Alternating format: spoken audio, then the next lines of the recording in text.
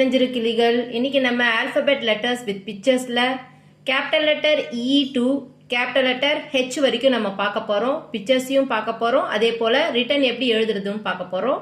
First நம்ம எப்படி spell பண்றது, அதோடைய பிக்சர்ஸ் எப்படி இருக்கு அப்படின்றத பார்க்கலாம் வாங்க. ஃபர்ஸ்ட் என்னுடைய பெண்ணை கவனிங்க எல்லாரும். என் பெண்ணு எல்லாரும் கவனிச்சுக்கோங்க. இங்க பாருங்க, ஷேக் பண்றேன். இதுல இந்த ஃபர்ஸ்ட் பிக்சர்ல வச்சிருக்கேன் E for eagle. E for eagle என் கூட சேர்ந்து சொல்லிக்கிட்டே வாங்க. E for eagle, E for elephant, E for elephant, E for egg, E for egg, E for engine, E for engine, E for eagle. eagle எல்லாருக்குமே தெரியும், கழுகு. elephant, E for elephant. எலஃபண்ட்னா என்ன? யானை. எவ்வளவு அழகா இருக்கு பாருங்க பார்க்கிறதுக்கு. அடுத்தது இ ஃபார் எக், சின்ன சின்ன கலர்ஃபுல்லா இருக்கிற எக்ஸ், முட்டைகள். அடுத்தது E for engine. Engine means train. நம்ம நிறைய ட்ரெயின்ஸ் பார்த்துருக்கோம் இல்லைங்களா, அதுதான் இன்ஜின். அதோட ஃபர்ஸ்ட் பார்ட் மட்டும் நம்ம, அதாவது ட்ரெயின் ரன் ஆகிறதுக்கு யூஸ் ஆகுறது இன்ஜின். ஸோ இப்போ நம்ம ஈன்ற லெட்டரை எப்படி எழுதுறதுன்றத நம்ம இப்போ பார்க்க போறோம். ஈக்கு நம்ம யூஸ் பண்ண போறது standing line and sleeping line தான் நம்ம ஈக்கு யூஸ் பண்ண போறோம். ஃபர்ஸ்ட் எல்லாரும் பென்சில் எடுத்துக்கோங்க. பென்சிலை எடுத்துட்டு நம்ம இப்போ ஸ்டாண்டிங் லைன் எழுத போறோம். ஸ்டாண்டிங் லைன் என்ன பண்ணணும்? ஃபர்ஸ்ட் ஒரு ஸ்ட்ரெயிட் லைன் போட்டுட்டு அண்ட் தென் ஸ்லீப்பிங் லைனை போட போறோம்.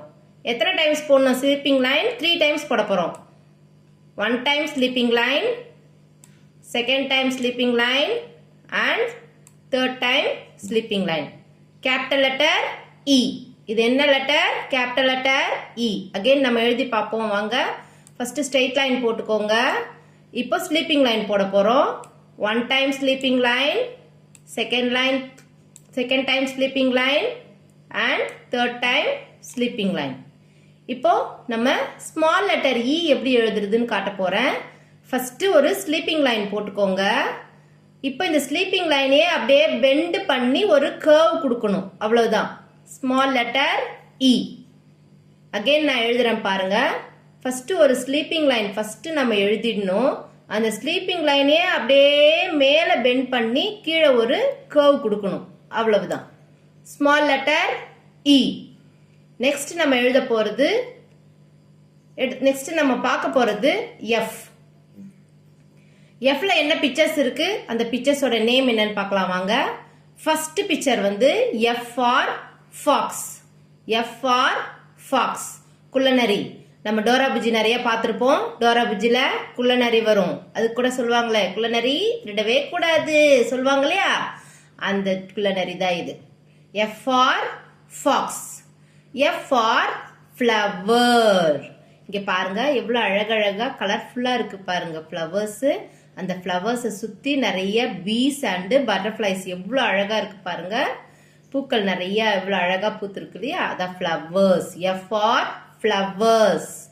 F for family. இப்போ உங்க வீட்டுல அப்பா இருப்பாரு, அம்மா இருப்பாங்க, அண்ணா யாராவது இருந்தா அண்ணா இருப்பாங்க, இல்ல அக்கா யாராவது இருந்தா அக்கா இருப்பாங்க. இப்போ இவங்க எல்லாருமே சேர்ந்தது ஒரு ஃபேமிலி. F for family.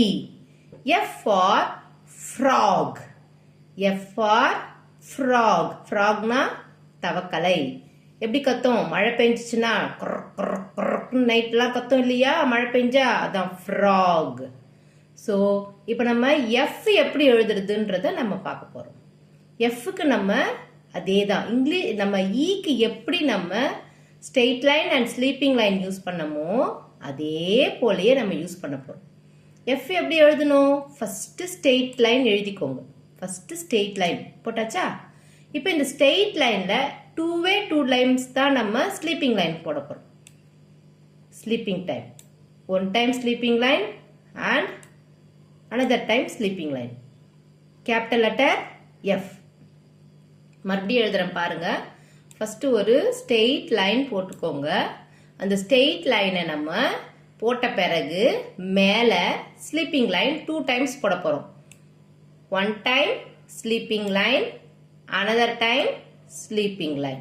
என்னது இது? F. Capital letter F. Small F எப்படி எழுதுறது? அதேதான். ஃபர்ஸ்ட் ஒரு கர்வ் போட்டுட்டு ஃபர்ஸ்ட் ஒரு மேல் பக்கமா பார்த்த மாதிரி ஒரு கர்வ் போட்டுட்டு அந்த கர்வ் அப்படியே ஸ்ட்ரெயிட் லைனா கூட்டிட்டு வரணும். ஸ்ட்ரெயிட் லைனா கூட்டிட்டு வந்துட்டு இப்போ ஸ்லீப்பிங் லைனை அந்த ஸ்ட்ரெயிட் லைனோட ஒரு கிராஸ் மாதிரி போடணும். Small F. அகெயின் பண்றேன் பாருங்க. ஃபர்ஸ்ட் ஒரு கர்வ் போட்டுக்கோங்க.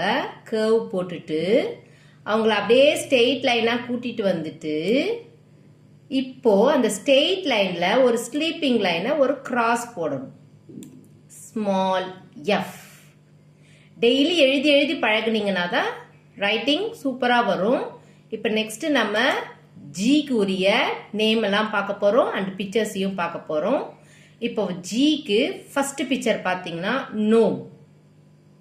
நோம் இவங்க வந்து சாண்டா கிளாஸோடைய ஹெல்ப் பண்றதுக்கு கூட இருப்பாங்க. gnome. அதாவது இதுல வந்து G silent. gnome. Next picture வந்து goat. G for goat. G for goat. எல்லாருக்குமே தெரியும் goatனா என்னன்னு, ஆடு. நெக்ஸ்ட் பிக்சர் வந்து G for golden fish. யார் யார் வீட்ல எல்லாம் fish வளர்க்குறீங்க? அப்ப எல்லாருக்குமே அவங்களுக்குலாம் தெரியும். G for golden fish. G for grapes. எவ்வளவு சூப்பரா கலர்ஃபுல்லா பாருங்க. grapes திராட்சை நிறைய கொத்து கொத்தா காய்ச்சிருக்கு பாத்தீங்களா? G for grapes. திராட்சை கொத்து grapes. இப்போ நம்ம ஜீன்ற லெட்டரை எப்படி எழுதுறதுன்னு பார்க்க போறோம்.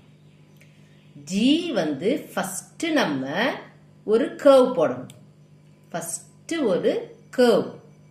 அந்த கர்வ் போட்டுட்டு அந்த கர்வையே அப்படியே ஸ்லீப்பிங் லைனா கூட்டிட்டு வரணும். அண்ட் சின்னதா ஒரு ஸ்ட்ரெயிட் லைன். அவ்வளவுதான் ஜி. எவ்வளவு ஈஸியா இருக்கு பாருங்க.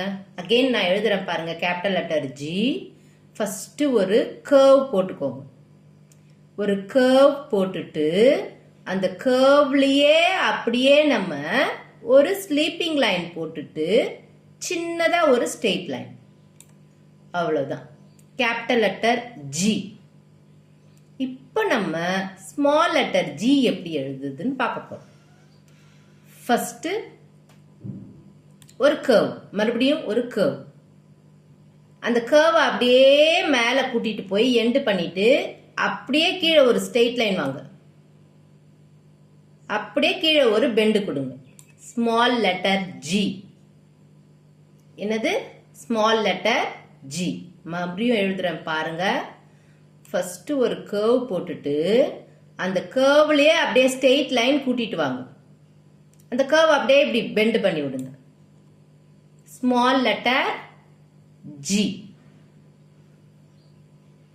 இப்ப நெக்ஸ்ட் நம்ம ஹெச் பார்க்க போறோம். ஹெச்சுக்குரிய பிக்சர்ஸ் அண்ட் நேம் என்னன்னு பார்க்க போறோம். ஃபர்ஸ்ட் பிக்சர் பாத்தீங்கன்னா ஹார்ஸ். H for horse. ஹார்ஸ்னா எல்லாருக்குமே தெரியும், குதிரை. H for horse. H for house, வீடு. நீங்க எல்லாரும் வீட்டில் தானே இருக்கீங்க.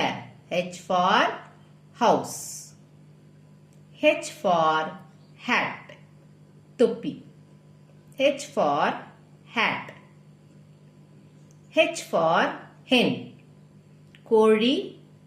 வீட்டில் யார் யார் வீட்டில் கோழி வளர்க்குறீங்க அவங்களுக்கு எல்லாருக்குமே தெரியும் ஹெச் ஃபார் ஹென் அப்படின்ட்டு.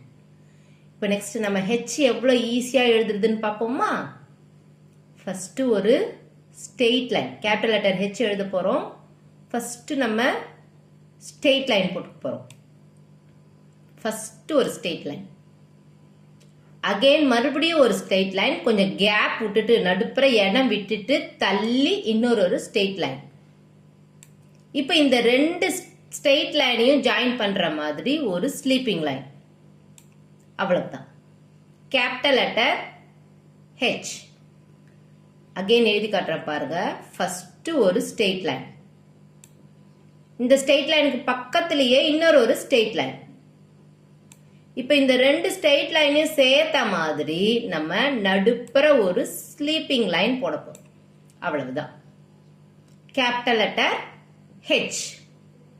ஸ்மால் லெட்டர் ஹெச் எப்படி எழுதுறது? ரொம்ப ஈஸி. ஃபர்ஸ்ட் ஒரு ஸ்ட்ரெயிட் லைன், அந்த ஸ்ட்ரெயிட் லைனையே அப்படியே அப்வர்ட்ஸ் கூட்டிட்டு போயிட்டு அப்படியே மேலேருந்து கீழே ஜம்ப் பண்ண வேண்டியதுதான். Small letter H. மறுபடியும் பாருங்க. ஃபர்ஸ்ட் ஒரு ஸ்ட்ரெயிட் லைன், இந்த ஸ்ட்ரெயிட் லைனை அப்படியே அப்வர்ட்ஸ் கூட்டிட்டு போயிட்டு அப்படியே மேலேருந்து கீழே அப்படியே ஜம்ப் பண்ணுங்க. Small letter H. இப்போ நம்ம ஈல இருந்து ஹெச் வரைக்கும் எப்படி எழுதுறதுன்னு நான் இன்னும் ஒரு வாட்டி உங்களுக்கு நான் சொல்ல போறேன். ஃபர்ஸ்ட் கேபிட்டல் லெட்டர் இ எப்படி எழுதுறதுன்றத பார்ப்போம்.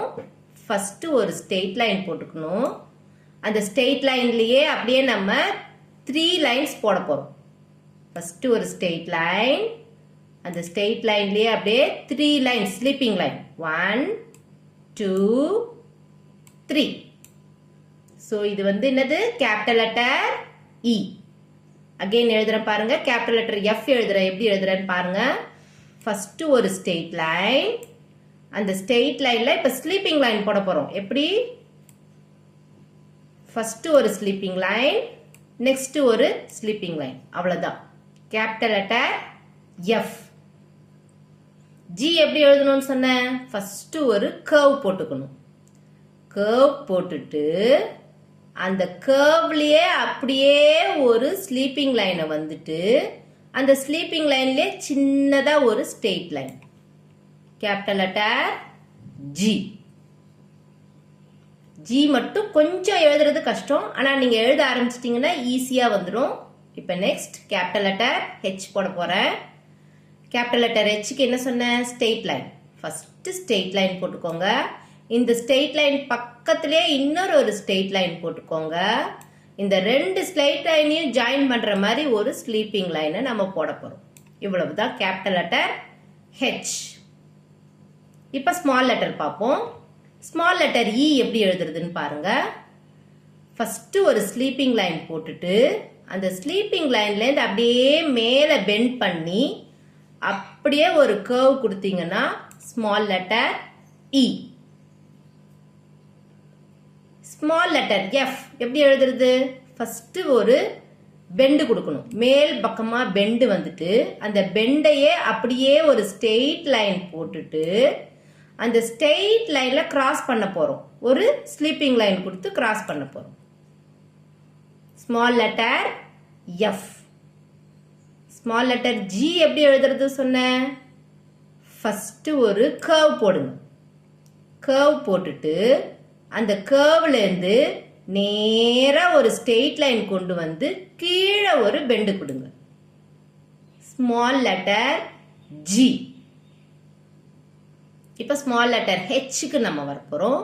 ஸ்மால் லெட்டர் ஹெச் வந்து ஃபர்ஸ்ட் ஒரு ஸ்ட்ரெயிட் லைன், அந்த ஸ்ட்ரெயிட் லைன்லயே அப்படியே அப்வர்ட்ஸா போயிட்டு அங்கேருந்து ஒரு ஜம்ப் பண்ணணும். அவ்வளவுதான் ஸ்மால் லெட்டர் ஹெச்.